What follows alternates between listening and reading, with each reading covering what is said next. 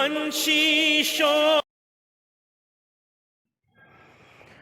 मेरे नौजवान साथियों, आज मैं नया टॉपिक आपके लिए लेके आया हूँ, दैट इज़ फंडामेंटल राइट्स। तो प्रारंभ करने से पहले मैं पूर्व की भांति एक शब्द लिख दूँ, लोक कल्याणार्थ हेतु। लोक कल्याणार्थ, लोक कल्याणार्थ हेतु, लोक कल्याणार्थ हेतु। बी नारायण सर की, बी नारायण सर की अनुपम प्रस्तुति, अनुपम प्रस्तुति, बी नारायण सर की अनुपम प्रस्तुति। और मैं अपने नौजवान साथियों से यह कहना चाहता हूँ, आप मेरे वीडियो को रोज़ देखिए। हम कोई इक्का दुक्का बनाने नहीं जा रहे हैं, हम पूरी तैयारी करवाने जा रहे हैं, चैप्टर वाइज वीडियो बनाने जा रहे हैं। आप प्रत्येक वीडियो को देखिए, हम हर चैप्टर को आपके सामने डील करते चले जा रहे हैं। और यदि आप मेरे हर वीडियो को देखेंगे तो आपकी तैयारी बेहतर होगी, आप अच्छा कर सकते हैं। और जो पीटी से संबंधित जितने भी प्रश्न आते हैं इंडियन पॉलिटी में, उसको आप क्रैक डाउन कर सकते हैं। आपको क्रैक डाउन करने से कोई रोक नहीं सकता है। क्यों भाई? इसलिए मैं सने सने चल रहा हूँ, क्रमवार चल रहा हूँ, प्रत्येक अध्याय को लेके चल रहा हूँ और आप में एक निरंतरता आवे, इसका मैं ख्याल रख रहा हूँ। इसलिए आप मेरे वीडियो को नित्य देखिए, अपने मित्रों से दिखाइए और उनसे कहिए कि भाई वो सब्सक्राइब करें, उनका कल्याण होगा, आपका कल्याण होगा। और मैं चाहता हूँ आपके हित में ये सारा कार्य हो, ताकि मेरा मेहनत असफल ना जाए। तो आइए, हम आज जो आपके पास सामने टॉपिक रखते हैं, वो टॉपिक है फंडामेंटल राइट, वो है मौलिक अधिकार, उसको हम लोग कहते हैं। आज का टॉपिक है, आज का टॉपिक ये है टॉपिक नंबर 7 और नेम ऑफ टॉपिक है नेम। ये नेम ऑफ ये है टॉपिक, वो है मौलिक अधिकार, उसको हम लोग कहते हैं मौलिक अधिकार, मौलिक अधिकार। ये है फंडामेंटल राइट, ये है fundamental, that is fundamental right.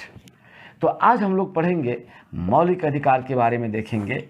आज हम लोग देखेंगे फंडामेंटल राइट के अधिकार के बारे में देखेंगे।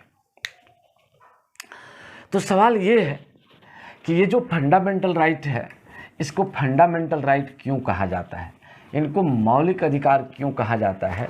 Why it is called fundamental right? मौलिक अधिकार, मौलिक अधिकार नाम क्यों दिया गया?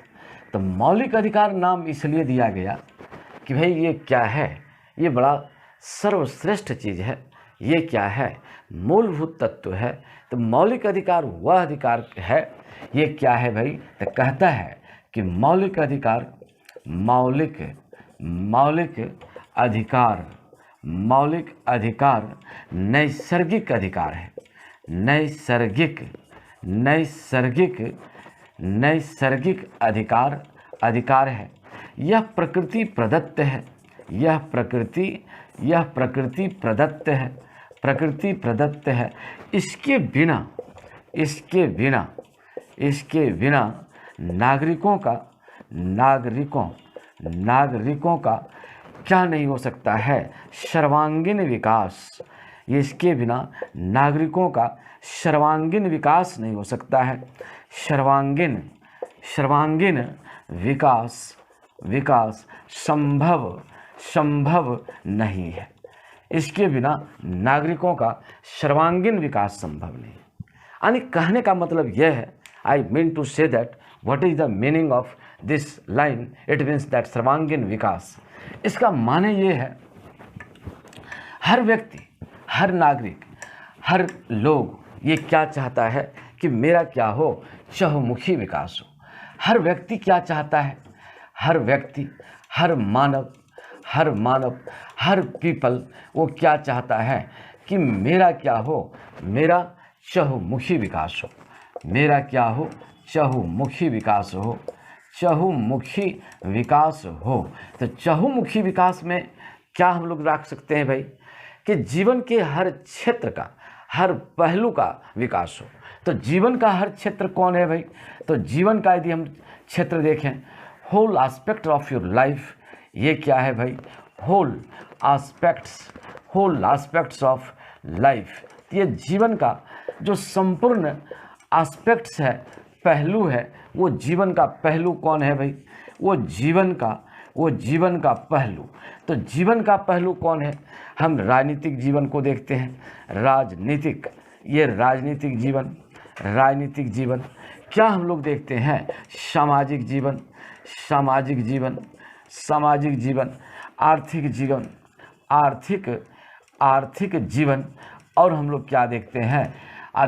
धार्मिक जीवन को देखते हैं। ये जीवन को देखते हैं। तो ये समस्त पहलू क्या है? मानव जीवन से संबंधित है। इसका विकास हो, ये यदि विकास होता है तो इसे ही क्या कहा जाता है? चहुमुखी विकास। इसे ही कहा जाता है सर्वांगीण विकास, development of all life sectors, life aspects. जीवन के हर क्षेत्र का विकास कहा जाता है। अर्थात जीवन का क्या होना चाहिए भाई? जीवन का क्या होना चाहिए? तो कहता है भौतिक विकास होना चाहिए। जीवन का क्या होना चाहिए? भौतिक विकास। ये क्या होना चाहिए? भौतिक विकास, सामाजिक विकास, नैतिक विकास, आध्यात्मिक विकास। ये आध्यात्मिक विकास, ये विकास होना चाहिए। तभी कोई भी व्यक्ति क्या प्राप्त करता है? पूर्णता को प्राप्त करता है। उन्हें जीवन की संतुष्टि प्रदान होती है। जीवन में क्या मिलती है? ये संतुष्टि, ये क्या होती है? प्राप्त होती है। इसी बात को ध्यान में रख करके फंडामेंटल राइट में ये मौलिक अधिकार कहाँ वर्णित कर दिया गया? भारत के संविधान में भारत के नागरिकों के लिए वर्णित कर दिया गया।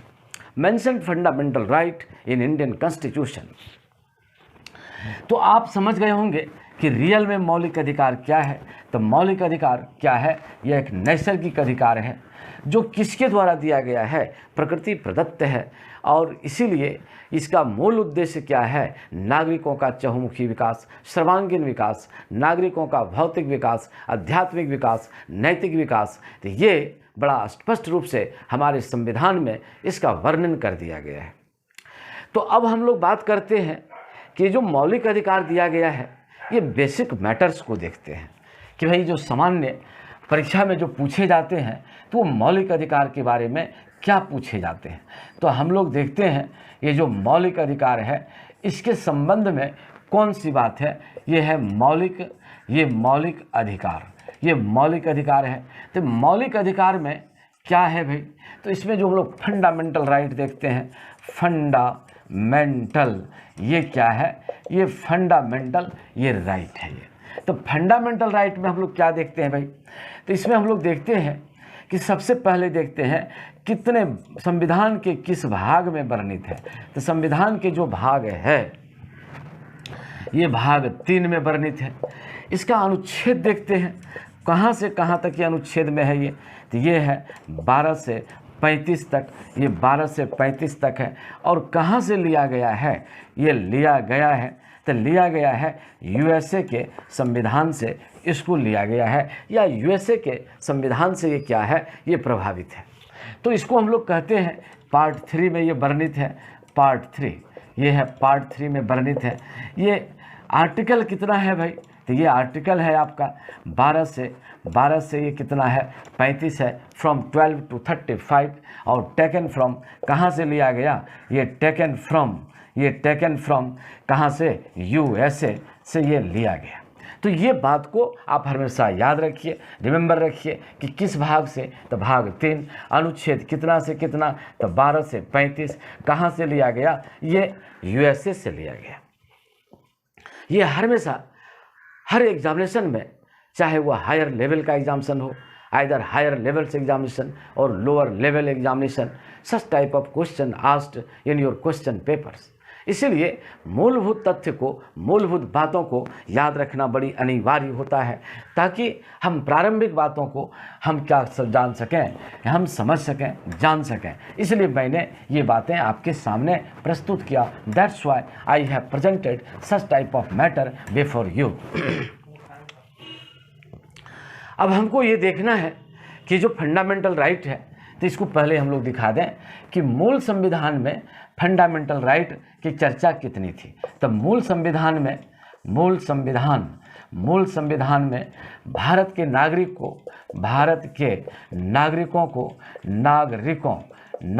को कितना अधिकार दिया गया था। मूल संविधान में भारत के नागरिकों को 7 मौलिक अधिकार दिए गए थे। 7, ये 7 क्या दिए गए थे? मौलिक अधिकार दिए गए थे। 7 मौलिक अधिकार, ये 7 मौलिक अधिकार ये क्या किए थे? प्रदान किए गए थे। लेकिन हालांकि हम आगे बतलाएंगे आपको कि 44वां संविधान संशोधन के तहत संपत्ति के अधिकार को हटा दिया गया, लेकिन वो आगे की चर्चा है। तो वर्तमान में कितना मौलिक अधिकार रह गया? 6। तो वर्तमान में मौलिक अधिकार कितना रह गया? वर्तमान में मौलिक अधिकारों की संख्या, ये मौलिक अधिकारों की संख्या कितनी रह गई? ये रह गई 6। खैर, इसको चर्चा हम लोग आगे करेंगे, लेकिन पहले मैं आपको लिख दूं कि भारतीय संविधान में कौन कौन मौलिक अधिकार हमारे नागरिकों को प्रदान किया गया था। तो इस बात पर हम लोग जरा सा चर्चा कर लेते हैं। After that I will go another matters. तो जो भारतीय संविधान में जो चर्चा किया गया है, तो मौलिक अधिकार के बारे में, ये मौलिक अधिकार के बारे में जो किया गया है, इस बात को अब आप ध्यान से देखिए।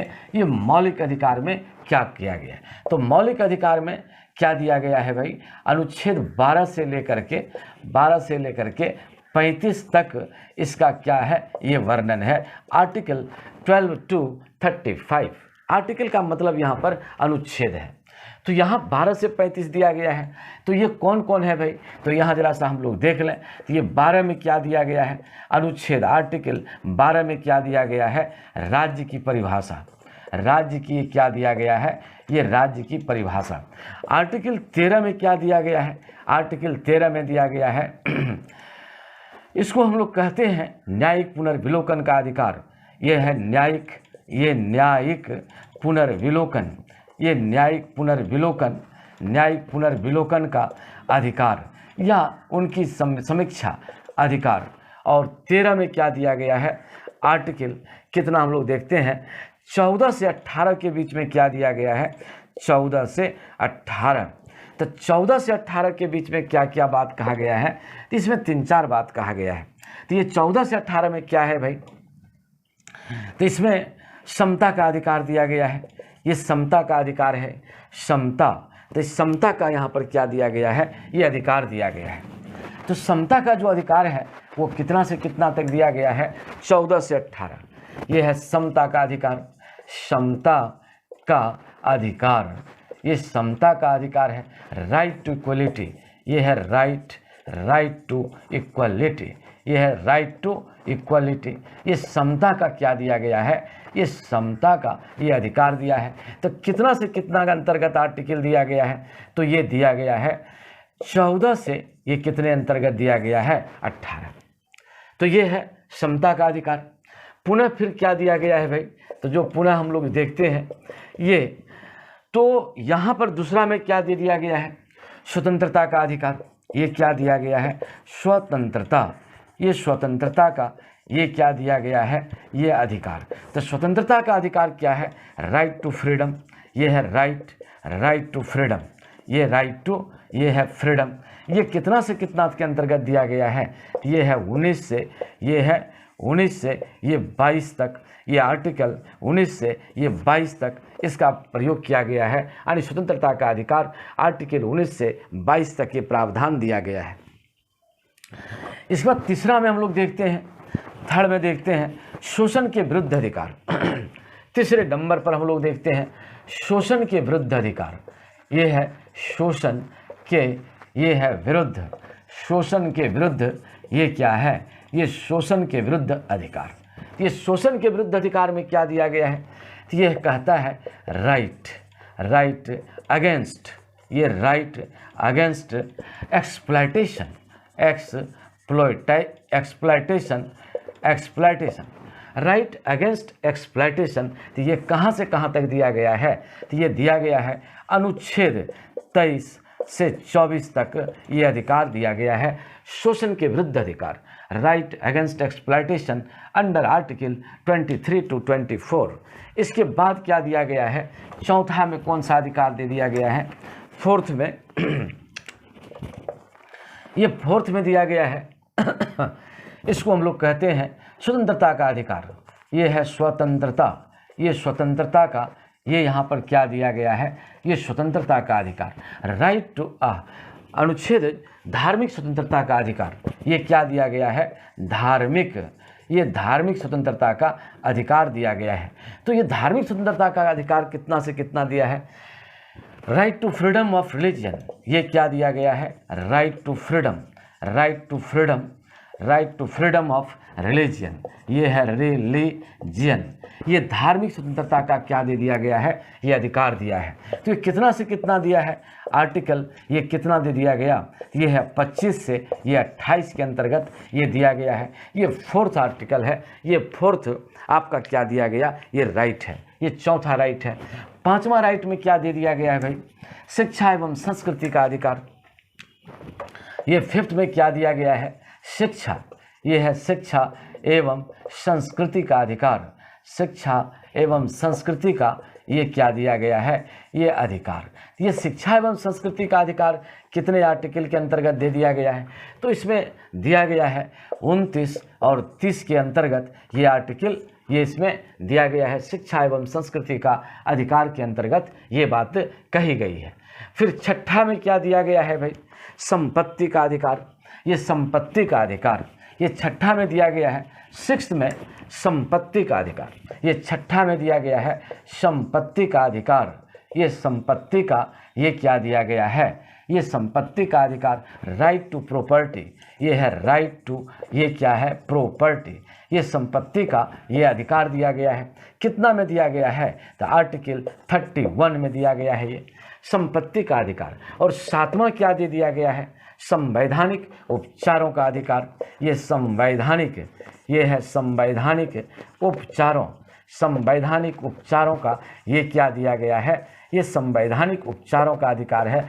आर्टिकल कितना दे दिया गया है भाई, कॉन्स्टिट्यूशनल राइट, ये कितना दे दिया गया है, आर्टिकल 32 इसमें वर्णन कर दिया गया है। तो इस प्रकार से हम लोग क्या देखते हैं कि इसी में संवैधानिक उपचारों के अधिकार में ये 32 है, तो ये 7 अधिकार दिया गया है।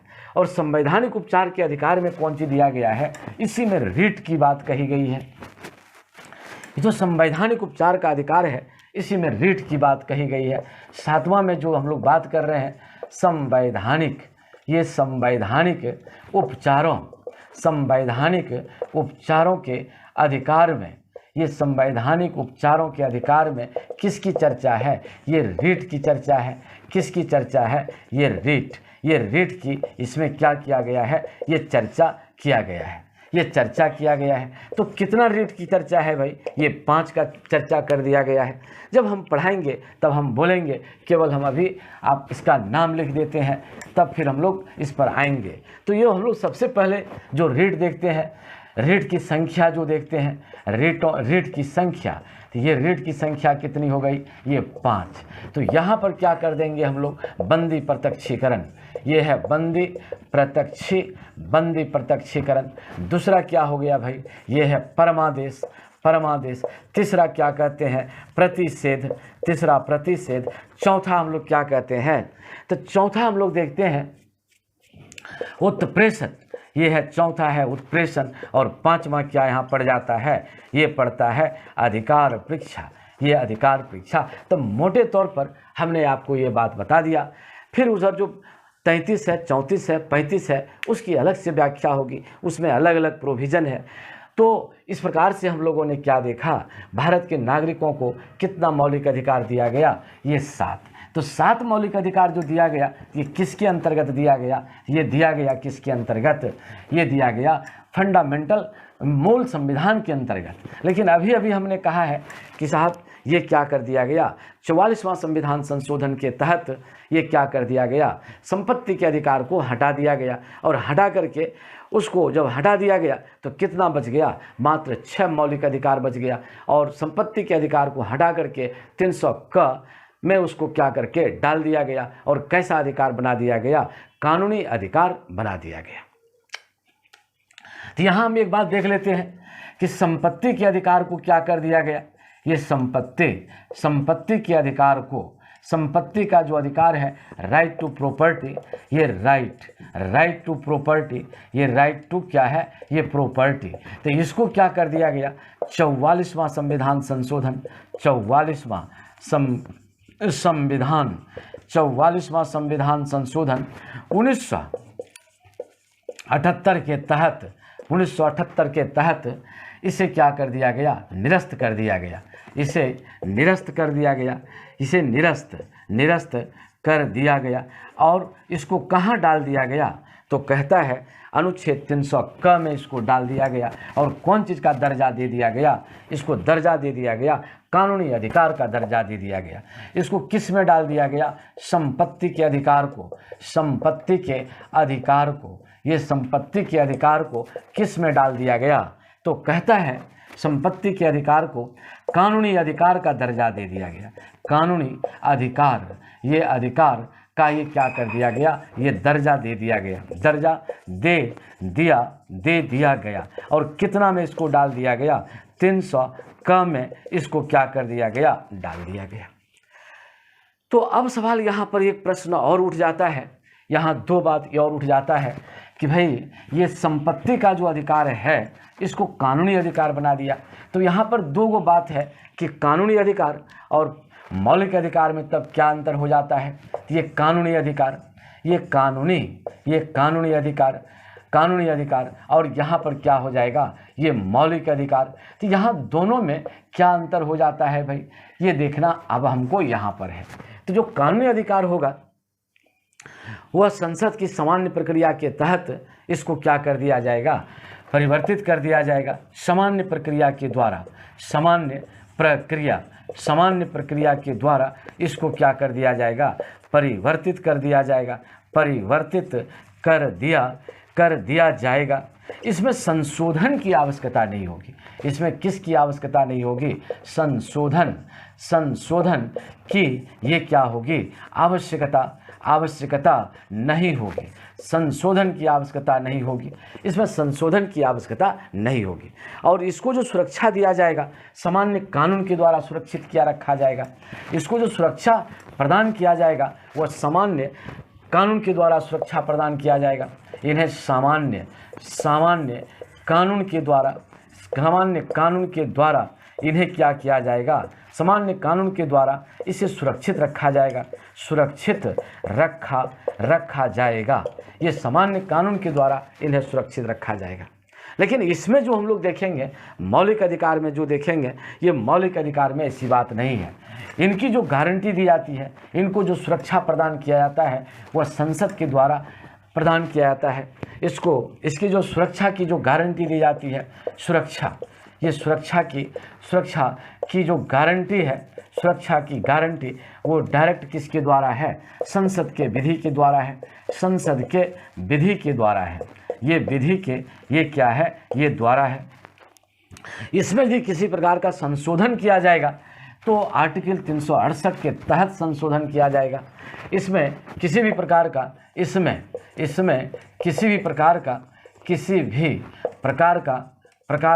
संशोधन आर्टिकल 368 के तहत किया जाएगा।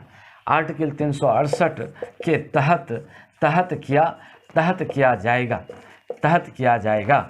तो ये मोटे तौर पर सामान्य रूप से हम लोगों ने कानूनी अधिकार और मौलिक अधिकार के बीच जो विभेद है इसको हम लोगों ने इस प्रकार से देखा। और बहुत सारी बातें हैं।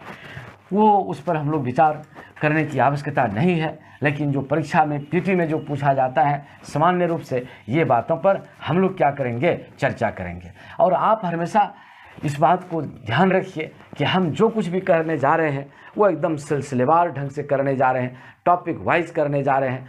आपके परीक्षा को ध्यान में रखते हुए मैं ये काम करने जा रहा हूँ, ताकि आपको आने वाले परीक्षा में 67वें एग्जामिनेशन में, पीटी एग्जामिनेशन में आपको किसी प्रकार का तकलीफ ना हो।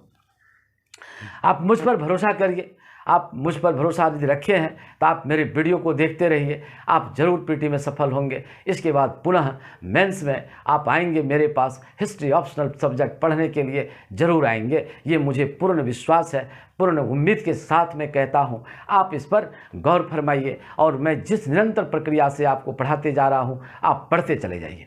अब हमको यहाँ पर क्या देखना है भाई, तो यहाँ पर मौलिक अधिकार का इतिहास हमको देखना है। ये मौलिक अधिकार का मौलिक अधिकार का हम लोग क्या देखेंगे, ये इतिहास पहले देख लें, तब हम लोग आर्टिकल 12 की चर्चा करेंगे, 13 की चर्चा करेंगे और क्रमशः हमारी चर्चा बढ़ती चली जाएगी। कहाँ तक, 36 तक बढ़ती चली जाएगी। तो मौलिक अधिकार का इतिहास आप देखिए। तो मौलिक अधिकार का जो इतिहास हम लोग देखेंगे तो ये क्या कहते हैं, 1215 का मैग्ना कार्टा। ये है 1215 का, ये क्या है, मैग्ना कार्टा। तो ये 1215 का जो मैग्ना कार्टा हम लोग देखते हैं, मैग्ना कार्टा, तो ये 1215 का जो मैग्ना कार्टा है ये कहाँ का है भाई, ये इंग्लैंड का है। ये इंग्लैंड का है। उस समय राजा कौन थे भाई, राजा कौन थे, यही जॉन द्वितीय थे। ये राजा कौन थे, ये जॉन द्वितीय थे। ये बहुत बदमाश आदमी थे। ये कभी भी जनता को कोई अधिकार देना नहीं चाहते थे, इसलिए इनसे क्या किया गया, अधिकार छीना गया। और जब इससे अधिकार छीना गया, ये पहली बार राजा ने किसको कुछ अधिकार दिया, कुछ अधिकार प्रदान किया। तो किसको कुछ अधिकार प्रदान किया, कुछ अधिकार प्रदान किया, किन को प्रदान किया, जनता को प्रदान किया, जनता को ये प्रदान किया। इसीलिए 1215 के मैग्ना कार्टा में मौलिक अधिकार की चर्चा होती है। किन की चर्चा होती है, ये मौलिक अधिकार की बात कही जाती है। मौलिक अधिकार की, इस पर क्या की जाती है, बात की जाती है।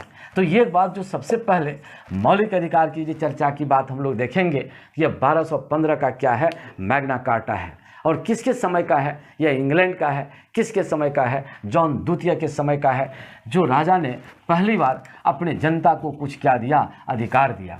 फिर इसी प्रकार से इंग्लैंड में भी हम लोग देखते हैं 1689 में ही कुछ अधिकार इंग्लैंड को दिया गया। 1689 में भी कुछ अधिकार यहाँ की जनता को मिला, कुछ अधिकार यहाँ की जनता, इसका मतलब है इंग्लैंड की जनता। इंग्लैंड की जनता को क्या मिला, अधिकार मिला, अधिकार मिला। ये अधिकार मिला। फिर हम लोग यहाँ पर से जब चलते हैं तब फिर कहाँ पहुँच जाते हैं, ये पहुँचते हैं फ्रांस। तो फ्रांस की जो क्रांति हुई, वो क्रांति कितने में हुई, 1789 में हुई। यही फ्रांस, ये फ्रांस की क्रांति कितना में हो गया, 1789 में हो गया। और यहाँ से क्या मिल गया, यहाँ से मिला, जनता को अधिकार मिला। क्या मिला, स्वतंत्रता। ये क्या मिल गया, समानता। ये समानता। और क्या मिल गया, ये मिल गया बंधुत्व मिल गया।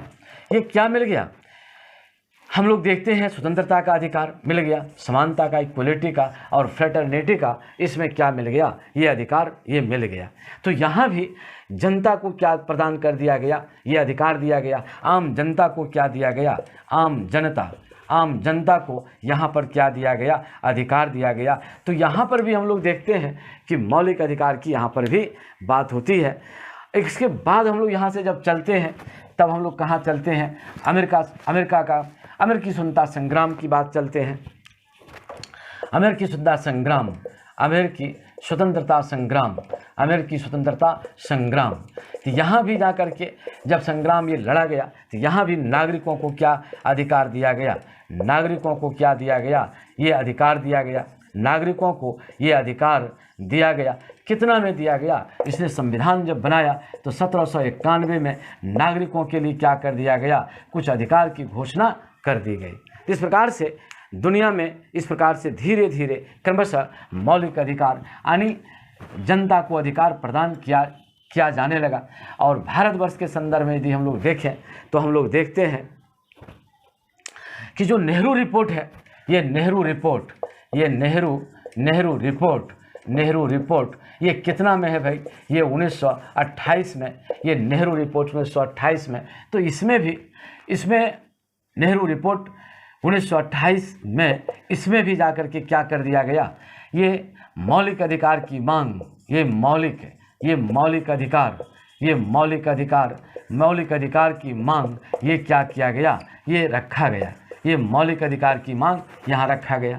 फिर जाकर के हम लोग यहाँ से ये चलते हैं, यहाँ से जब चलते हैं आगे तो नेक्स्ट पॉइंट में हम लोग क्या देखते हैं, तब तक कौन चीज़ चला आया, तब तक आ गया यही कराची अधिवेशन। ये कराची अधिवेशन। तो कराची अधिवेशन कितना में हो गया? 1931 में हो गया। और अध्यक्ष कौन थे? सरदार वल्लभ भाई पटेल थे। सरदार वल्लभ भाई कौन थे? ये पटेल थे, सरदार वल्लभ भाई पटेल थे। तो इसमें भी किस चीज़ की मांग किया गया? मौलिक अधिकार का उल्लेख किया गया। ये मौलिक अधिकार का यहाँ पर क्या किया गया? ये उल्लेख किया गया। ये मौलिक अधिकार का ये उल्लेख किया गया। तो इस प्रकार से जो हम लोग देखते हैं कि दुनिया में कैसे कैसे मौलिक अधिकार की बात कही गई और भारतवर्ष में भी इस मौलिक अधिकार का कैसे क्रमशः ये भारतीय संविधान में शामिल कराने के लिए तैयार किया गया। मौलिक अधिकार का जो प्रारूप तैयार किया गया, मौलिक अधिकार का प्रारूप जो तैयार करने वाले कौन थे? पंडित जवाहरलाल नेहरू थे। ये पंडित जवाहरलाल ये कौन थे? ये पंडित जवाहरलाल ये नेहरू थे। तो ये मौलिक अधिकार का जो प्रारूप तैयार करने वाले थे वो पंडित जवाहरलाल नेहरू थे। और इन सारी बातों को देखने से यह स्पष्ट हो जाता है कि मौलिक अधिकार कोई सामान्य अधिकार नहीं है। मौलिक अधिकार क्या है? ऐसा अधिकार है जिसके वजह से, जिसके कारण, जिसके बिना कभी भी कोई भी नागरिक अपना चहुमुखी विकास नहीं कर सकता है। इसलिए मौलिक अधिकार क्या है? काफ़ी प्रासंगिक है, उचित है, हर नागरिक को मिलना चाहिए, तभी उनके किसी भी व्यक्ति के व्यक्तित्व का विकास संभव है। तो हम लोगों ने मौलिक अधिकार के इतिहास को हम लोगों ने देख लिया। तो ये सारी जो बातें होती हैं वो क्या होती हैं? परीक्षोपयोगी होती हैं, परीक्षा में ये बातें पूछी जाती हैं। इसलिए मैंने आपके सामने ये सारी बातों को रखा, कहा, एक्सप्लेन किया। अब हम लोग आर्टिकल पर प्रवेश कर जाते हैं। हम लोग आज सबसे पहले पढ़ते हैं आर्टिकल, क्या पढ़ते हैं? 12। ये आर्टिकल 12। तो सामान्य रूप से आर्टिकल 12 को जो हम लोग देखते हैं, इसमें क्या चीज़ की परिभाषा दी गई है? इसमें राज्य की परिभाषा दी गई है। इसमें डिफिनेशन है ऑफ स्टेट। इसमें किसकी परिभाषा दी गई है? इसमें राज्य की परिभाषा दी गई है। ये राज्य की परिभाषा दिया गया है। ये राज्य की परिभाषा दी गई है। इसमें राज्य की परिभाषा क्या की गई है? ये दी गई है। यानी राज्य किसको कहते हैं, इससे संबंधित वेल एक्सप्लेनेशन इसमें प्रदान किया गया है। किस में प्रदान किया गया है? ये आर्टिकल 12 में ये राज्य की परिभाषा प्रदान किया गया है। तो इसमें क्या है भाई? तो राज्य के जो निकाय हैं तो वो कैसे है भाई? तो राज्य के अंतर्गत किसको रखा गया है, इसी बात को हम लोग यहाँ पर देखते हैं। तो राज्य के अंतर्गत, ये राज्य के जो अंतर्गत रखा गया है वो किसको रखा गया है? तो नंबर 1। तो जो सबसे पहले जो रखा गया राज्य के अंतर्गत, जो सबसे पहले रखा गया वो रखा गया नंबर 1। तो हम लोग कहते हैं भारत सरकार। ये है भारत सरकार वो रखा गया संसद। भारत सरकार वो किसको रखा गया? ये संसद को रखा गया। तो संसद के अधीन क्या है भाई? संसद हम लोग किसको कहते हैं भाई? तो संसद के अधीन जो हम लोग देखते हैं, तो संसद कैसे होता है भाई? तो संसद कैसे होगा?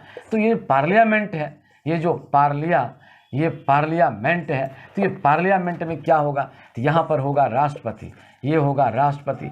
और इसकी मदद करने के लिए क्या होगा? ये होगा लोकसभा। लोकसभा, और क्या होगा, ये होगा राज्यसभा, ये राज्यसभा, और तीनों को मिला करके क्या बना दिया जाएगा, संसद। इसीलिए हमने यहाँ पर लिख दिया गया है, पहला जो लिखा राज्य के अंतर्गत भारत एवं किसको रखा गया है, भारत एवं संसद, भारत एवं संसद को यहाँ पर क्या किया गया है, रखा गया है। राज्य के अंतर्गत भारत व संसद को रखा गया है। नंबर 2 में किसको रखा गया है, राज्य व विधानमंडल। ये नंबर 2 में किसको रखा गया है, राज्य व विधानमंडल। वो राज्य व वो क्या रखा गया है, ये विधानमंडल। तो विधानमंडल के अंतर्गत क्या रखता है भाई, यहाँ पर है राज्यपाल, ये है राज्यपाल, और राज्यपाल की सहायता के लिए क्या है, ये राज्यपाल की सहायता के लिए विधानसभा, ये विधानसभा, और क्या है विधान परिषद, ये विधान परिषद, और यहाँ तीनों को मिला करके क्या बना दिया गया, ये राज्य विधानमंडल, यानी ये विधानमंडल बना दिया गया। जिन राज्यों में विधान परिषद की व्यवस्था नहीं है वहाँ पर केवल राज्यपाल और विधानसभा मिलकर के विधानमंडल का क्या कर दिया जाता है, फॉर्मेशन कर दिया जाता है, ये वो बना दिया जाता है।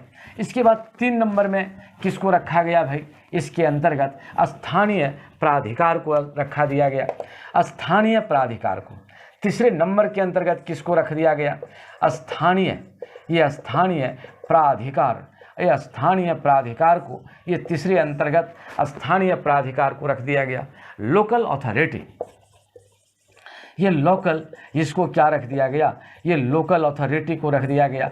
तो इसके अंतर्गत बहुत सारी बातें कही गई है, लेकिन मैं परीक्षा के दृष्टिकोण से शॉर्ट एंड स्वीट भाषा में आपसे कह दूं, इसके अंतर्गत क्या रखा गया है, तो इसके अंतर्गत नगर निगम, इसके अंतर्गत क्या है, ये है नगर निगम। नगर निगम क्या रखा गया है, नगर पालिका, ये नगर पालिका, ग्राम पंचायत, ये ग्राम पंचायत, ये ग्राम, ये क्या कर दिया गया, ये ग्राम पंचायत, ये क्या रख दिया गया, जिला बोर्ड, ये जिला बोर्ड, ये जिला बोर्ड। तो ये सब चीज़ इसके अंतर्गत रख दिया गया। यानी क्या कहने का मतलब है भाई, ये अपना क्या कर सकती है, नियम बना सकती है, नियम ये बना सकती है, अधिसूचना जारी कर सकती है, अधिसूचना ये जारी कर सकती है। ये इसलिए इसको किसके अंतर्गत रख दिया गया, स्थानीय प्राधिकार के अंतर्गत रख दिया गया। और यह भी किसके अंतर्गत, कौन शब्द के अंतर्गत है, ये राज्य शब्द के अंतर्गत है। ये यानी 12 अनुच्छेद 12 में जो भाषा परिभाषा दी गई है, तो हम लोग ये बात देख रहे थे कि अब हम लोग देखेंगे चौथा प्रक्रिया को देखेंगे। ये इसके अंतर्गत 4th में क्या रखा गया है, तो उसमें रखा गया है आदर्श प्राधिकार, यानी उसमें रखा गया है अन्य प्राधिकार। चौथे में किसको रख दिया गया है, अन्य प्राधिकार को, अन्य प्राधिकार, ये अन्य प्राधिकार को इसके अंतर्गत रखा गया है। अन्य प्राधिकार के अंतर्गत मोटे तौर पर किसको रखते हैं भाई, कि जो माने सरकार के नियमों के द्वारा, संसदीय नियमों से बना गया हो। जैसे कि मैं आपको बोलूं, जैसे हम लोग कह सकते हैं राष्ट्रीयकृत बैंक, जैसे कह सकते हैं राष्ट्रीयकृत, ये क्या कह सकते हैं, बैंक कह सकते हैं। जैसे रेलवे, जैसे भारतीय खाद्य निगम, ये भारतीय खाद्य निगम, जैसे भारतीय खाद्य निगम, जैसे LIC। तो ये सब अन्य प्राधिकार के अंतर्गत ये रखा गया। और समय समय पर सुप्रीम कोर्ट इनकी व्याख्या करते हैं और उनका दायरा बढ़ाते रहते हैं, या उनके अनुसार जो एक्सप्लेनेशन होता है वो अपने एक्सप्लेनेशन के अनुसार ये कार्य करते हैं। तो इस प्रकार से हम लोगों ने क्या देख लिया, अनुच्छेद 12 का, यानी ये बात देख लिया गया। तो अनुच्छेद 12 में किसकी परिभाषा दी गई है भाई, वो परिभाषा किसकी दी गई है, ये राज्य की परिभाषा दी गई है। अनुच्छेद 12 में किन की परिभाषा दी गई है, ये राज्य की, ये क्या दी गई है, परिभाषा दी गई है। तो इस परिभाषा के संदर्भ में हमने आपको दिखा दिया कि क्या क्या है और क्या कितने भागों में बांट दिया गया। ये 4 भागों में बांट दिया गया। किस में बांट दिया गया, तो बांटा नंबर 1 में हमने लिख करके अभी दिखाया था। एक बार मैं फिर से आपको बोल देता हूँ, भारत सरकार व संसद। दूसरा किस में बांट दिया गया, राज्य व विधानमंडल। और तीसरा में किस में बांट दिया, स्थानीय प्राधिकारी। और चौथा में किस में बांट दिया गया, अन्य प्राधिकारी। तो इस प्रकार से आज हम लोगों ने यहाँ तक क्या किया, फंडामेंटल राइट के संबंध में समझा। फिर आगे के दिन हम लोग इसके आगे की चर्चा करेंगे, उसमें हम लोग आप क्रमशः आर्टिकल वाइज बढ़ते चले जाएंगे ताकि आपको किसी प्रकार की दिक्कत ना हो। आपसे मेरा अनुरोध है, आप ज़रूर पढ़ें और मेरे वीडियो को ज़रूर देखें, इनको सब्सक्राइब करें, तभी जा कर के क्या होगा, ये आपका भी विकास होगा और आप आगे बढ़ते चले जाएंगे। और मैं पूरे प्रत्येक चैप्टर वाइज ये बात कर रहा हूँ ताकि आपको एक थीम मिले, ताकि मैं आपको कुछ दे सकूं। इसमें कहीं इस प्रकार का कोताही नहीं की जाएगी। तो ये इन सब शब्दों के साथ मैं आपको क्या कहता हूं, कल मैं फिर मिलता हूं नए टॉपिक के साथ, नए विचार के साथ, नए आयाम के साथ आपसे रूबरू होता हूं। धन्यवाद।